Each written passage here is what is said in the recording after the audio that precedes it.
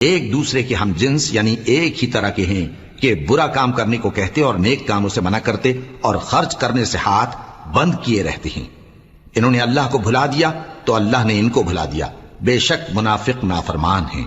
اللہ نے منافق مردوں اور منافق عورتوں اور کافروں سے آتش جہنم کا وعدہ کیا ہے جس میں وہ ہمیشہ جلتے رہیں گے، وہی ان کو کافی ہے، اور اللہ نے ان پر لعنت کر دی ہے اور ان کے لیے ہمیشہ کا عذاب تیار ہے۔ تم منافق لوگ ان لوگوں کی طرح ہو جو تم سے پہلے ہو چکے ہیں،